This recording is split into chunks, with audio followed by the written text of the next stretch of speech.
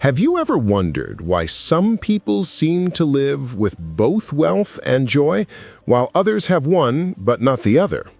What if the secret isn't about chasing money endlessly, nor about ignoring it in pursuit of happiness, but rather learning how to balance the two?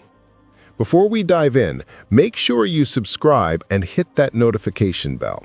This way, you'll never miss powerful insights on personal growth and success. Now, let's uncover Jim Rohn's timeless rules for creating both wealth and happiness. 1. Balancing the two pursuits. Many people spend their entire lives climbing the ladder of financial success, only to discover that the ladder was leaning against the wrong wall. They may have accumulated wealth, status, and possessions, yet find themselves empty, restless, or unfulfilled.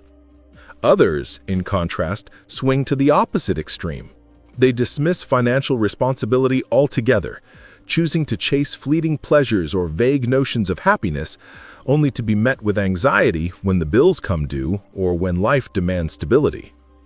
The real tragedy lies in thinking that one must choose, that to live happily means ignoring wealth, or that to be wealthy requires sacrificing joy. In reality, these two pursuits are not rivals, but natural companions. True success is found not in choosing one over the other, but in learning to harmonize them in a way that elevates both. Wealth, when pursued wisely, is not simply about money. It is about security, freedom, and the ability to contribute meaningfully to the lives of others. Happiness, when cultivated deeply, is not merely about momentary pleasure. It is about contentment, purpose, and peace of mind.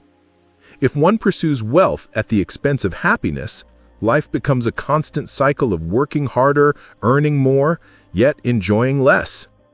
If one chases happiness without responsibility, life often becomes unstable, with stress and worry undermining the very joy that was sought. Balance, then, is the art of weaving these two threads into a single fabric: financial strength that supports happiness, and happiness that guides financial pursuits. Consider the person who earns well but never sees their family, who sacrifices health for a paycheck, who has no time to breathe or laugh. Contrast that with the one who spends recklessly in the name of living in the moment, only to be burdened with debt and regret. Both extremes lead to suffering. But imagine the third path, the balanced path, where one builds wealth intentionally, not as an end in itself, but as a means of creating stability, freedom, and opportunities for joy. This person saves and invests responsibly, yet also makes time for relationships, growth, and experiences. They understand that money fuels life, but does not define it, and that happiness enriches wealth by giving it purpose. The key lies in intentional choices. Balance requires clarity about what matters most: relationships, contribution, peace, and growth. With that clarity, wealth is pursued not to impress, but to empower. Happiness is pursued not as escape, but as alignment with one's values. Balance means working diligently, but also resting joyfully, investing for the future, but also being fully present today.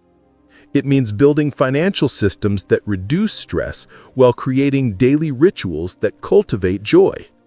When money and meaning meet, life becomes whole. That is the essence of true success. Not wealth alone, not happiness alone, but the deliberate balance of both in harmony. 2.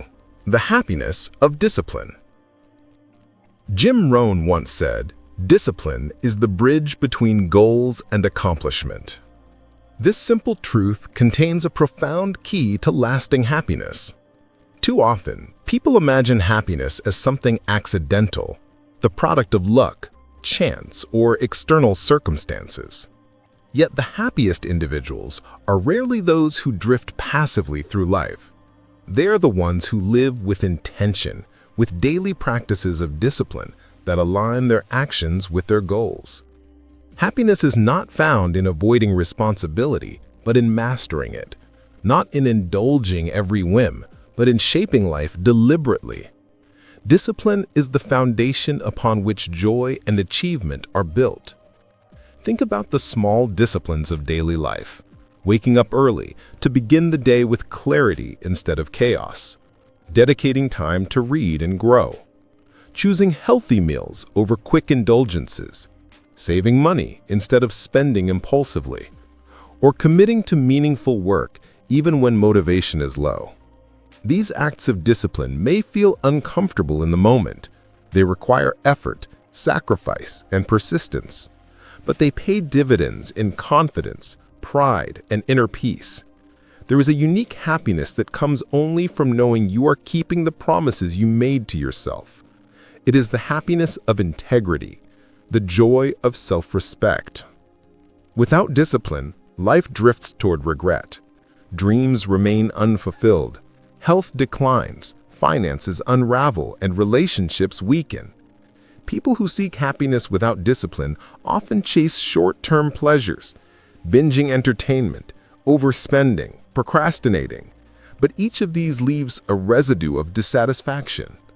What feels good in the moment can create pain in the long run. Discipline reverses this pattern. It asks for effort in the moment, but produces joy in the long run. For example, exercising may require sweat and discomfort today, but it brings health and energy tomorrow. Studying diligently may feel tedious, but it opens doors to opportunities and freedom later. Saving consistently may feel restrictive, but it creates security and options in the future. Discipline is delayed gratification transformed into long-lasting happiness. Moreover, discipline is not about rigidity or punishment. It is about freedom. A disciplined life frees you from the tyranny of impulses, from the weight of regrets, from the chaos of unstructured living. When you build habits that serve you, your days flow with rhythm and purpose. You no longer need to rely on fleeting bursts of motivation, because discipline creates consistency. And with consistency comes progress. With progress comes confidence, and with confidence comes joy. This is the hidden happiness of discipline. It allows you to trust yourself, to rely on your own character, and to live without the heavy burden of "what if I had tried?" In the end, happiness is not opposed to discipline. It is born from it. The person who embraces discipline may work harder in the moment, but they walk lighter in life. They rest easier, dream bigger, and smile more sincerely, because their joy is not fragile or dependent on chance. It is grounded in the solid foundation of daily discipline, the bridge that connects vision to reality, effort to accomplishment, and goals to genuine fulfillment. 3. Money as a tool, not a master. Money is one of the most powerful forces in modern life. It shapes choices, opportunities, and even relationships. Yet at its core, money is not meant to be a master. It was never designed to enslave or dictate the course of our existence. Money is, and has always been, a tool, a servant that can either enrich life or distort it, depending on how it is viewed and used. The tragedy comes when people invert this relationship, when they allow money to rule them rather than learning to rule it. True freedom lies not in how much money one has, but in how much mastery one has over its influence. When money is seen as a destination, people often fall into endless cycles of striving, comparing, and competing. No matter how much is earned, it never feels like enough, because money itself cannot satisfy the deeper needs of the soul. Wealth without wisdom becomes an endless chase, a treadmill that never stops. But when money is reframed as a resource, its role changes. It becomes a servant to higher values: family, contribution, freedom, growth, and security. It ceases to be an idol and becomes an instrument, useful, powerful, but never ultimate. This shift in perspective gives control back to the individual. Instead of money dictating choices, you dictate how money serves your purpose. Consider how money can be used intentionally. It can provide a home where love thrives, fund education that shapes future generations, support causes that make the world better, or create experiences that enrich relationships. Used wisely, money is a channel through which values are expressed. A person who prioritizes family may use money to create time together. A person who values contribution may give generously. A person who values growth may invest in learning. In each case, money is not the end, but the means, the brush with which life's canvas is painted. But when money becomes the master, life narrows. Choices are made not based on values, but on numbers. Fear of losing money or obsession with gaining more leads to anxiety, greed, and emptiness. People sacrifice relationships, health, or integrity for the illusion of security or success. This is the slavery of money, when instead of serving you, it demands your time, your energy, and your soul. To avoid this trap, one must constantly remind themselves of the hierarchy. Money serves life, not the other way around. Practical mastery comes through habits. Budgeting not to restrict, but to direct. Saving not to hoard, but to secure. Spending not to impress, but to express what matters. Giving not to diminish wealth, but to expand meaning. When approached this way, money becomes a powerful ally. It allows you to design the life you want, grounded in freedom, not fear. Ultimately, money reveals character. It amplifies who you already are. In the hands of someone mastered by greed, it becomes destructive. In the hands of someone guided by purpose, it becomes transformative. The choice is simple, yet profound. Will you serve money, or will you teach money to serve you? When money takes its rightful place as a tool, life is no longer dictated by numbers in a bank account, but directed by the values of the heart. That is the true power of mastering money. It allows you to live with both freedom and meaning, designing a life aligned with what truly matters. 4. Giving and contribution. Wealth becomes truly meaningful when it's shared, because wealth in isolation risks becoming sterile, a resource hoarded but never used, admired but never experienced. True wealth, in its highest form, is not measured only by accumulation, but by circulation, by how it flows outward into the world to uplift others.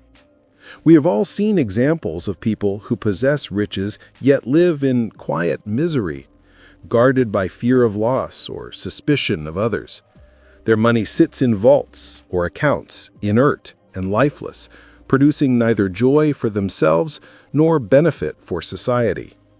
Contrast that with those who take even a modest share of their wealth, whether financial, intellectual, or emotional, and choose to give. Their wealth becomes radiant, alive, multiplying in ways that far exceed the original act. Contribution transforms wealth into legacy. Giving can take many forms, and it is not restricted to grand gestures or large donations. The wisdom you share with someone younger, the patient listening you extend to a friend in distress, the encouragement you offer to a colleague, all of these are contributions. Money can buy necessities or opportunities, but time and presence often carry deeper meaning. When you choose to mentor, volunteer, or simply offer your energy to others, you are transferring something invaluable. This is the paradox of generosity. The more you give away, the richer you become. Not in bank statements, but in meaning, purpose, and connection. Generosity elevates your spirit because it shifts your focus outward, freeing you from the confines of ego and possession. There is also a profound psychological liberation in contribution. When you give, you remind yourself that wealth is not solely about what you can secure for your own comfort, but what you can unleash for the betterment of others. Instead of clinging to every resource out of fear of scarcity, you adopt an abundance mindset, realizing there is always something to share. Even if you give only in small ways, the act itself reprograms your relationship with wealth. You no longer see it as a fragile possession to be guarded, but as a dynamic force to be directed. In that redirection, wealth becomes less about control and more about trust. Trust in yourself, in others, and in the unfolding of life. Contribution also has a ripple effect that is difficult to measure, yet impossible to deny. A kind word may encourage someone to keep striving when they might have given up. A donation may fund a project that sparks innovation for an entire community. A few hours of mentorship may set someone on a path that changes the trajectory of their family for generations. None of these outcomes are guaranteed, yet every act of giving plants a seed. And when enough seeds are planted, a forest grows, often long after the original sower is gone. In this way, generosity stretches across time, making wealth timeless. Contribution transforms fleeting resources into enduring influence. It is worth noting that contribution is not a loss, but an investment. Many hesitate to give because they fear depletion. But in practice, giving strengthens your inner resilience and creates connections that often return to you in unexpected ways. Friendships, networks, opportunities, all are byproducts of a life oriented toward contribution. Even if nothing tangible returns, the internal reward is immense. To lie at the end of life knowing that your existence mattered, that your wealth, whether modest or vast, touched lives beyond your own, is to know a form of fulfillment that money alone cannot buy. Wealth, when hoarded, ends with you. Wealth, when shared, outlives you. 5. Designing a rich and joyful life. A rich life isn't defined only by numbers in your bank account. It's defined by design, by the deliberate choices you make each day about how you want to live. Too often, people chase wealth without ever pausing to ask, what is this for? They spend decades climbing ladders, sacrificing time, health, and relationships, only to reach a summit that feels empty. True richness comes not from drifting into success by accident, but from crafting a vision of life that feels deeply fulfilling. To design a rich and joyful life is to step into the role of architect rather than passive observer, consciously shaping your days and years instead of merely enduring them. Design begins with clarity. Ask yourself, what kind of life do I want to create? This question is deceptively simple, but profoundly powerful. Do you want freedom of time, the ability to travel, to work less, or to immerse yourself in creative projects? Do you want a home filled with laughter, strong relationships, and meaningful rituals? Do you want to contribute to a cause larger than yourself, to leave behind a legacy that inspires? The clearer your answers, the sharper your blueprint. Without clarity, even great wealth can leave you directionless, like a ship with powerful sails but no compass. With clarity, even modest means can construct a life of deep satisfaction. Once you have envisioned your life, the next step is intention. Designing a rich life requires aligning daily actions with your long-term vision. If your dream is freedom of time, then you must cultivate habits that prioritize efficiency, delegation, and boundaries. If your dream is health, then nutrition, movement, and rest must become non-negotiable. If your dream is impact, then contribution must be woven into your routines. Every choice becomes a brick in the structure of your life. A joyful life is rarely the product of luck. It is the result of 1,000 intentional choices made consistently, even in the face of distraction or difficulty. A truly rich life also demands balance. It is easy to fall into the trap of overemphasizing one area, wealth at the expense of health, success at the expense of relationships, or pleasure at the expense of growth. But imbalance always extracts a cost, often one you don't see until later. Designing a joyful life means refusing to treat richness as one-dimensional. It is about cultivating abundance across multiple dimensions: financial stability, physical vitality, emotional resilience, intellectual curiosity, spiritual grounding, and relational connection. Neglect any of these pillars, and the structure of your life weakens. Strengthen them all, and you build a foundation that can withstand storms. The beauty of life by design is that it empowers you to live not by default, but by choice. You no longer simply react to circumstances, you create them. This doesn't mean controlling every outcome, because uncertainty will always remain. But it does mean living with alignment. When your values, habits, and vision work in harmony, you experience a deep sense of congruence. Each day you feel that you are walking your path, not someone else's. And in this alignment, joy naturally emerges. Joy is not something you chase directly. It is the byproduct of living authentically, intentionally, and fully. Ultimately, a rich and joyful life is not something you stumble upon, but something you construct with care. It requires reflection, courage, and discipline, but the rewards are immeasurable. To live richly is to live with freedom, to savor experiences rather than simply endure them, and to know that your days are filled with meaning. And when you design your life with this perspective, wealth ceases to be just about accumulation. It becomes a tool, a means of creating beauty, joy, and purpose, not only for yourself, but also for those whose lives you touch. This is the essence of abundance, not mere possession, but intentional creation.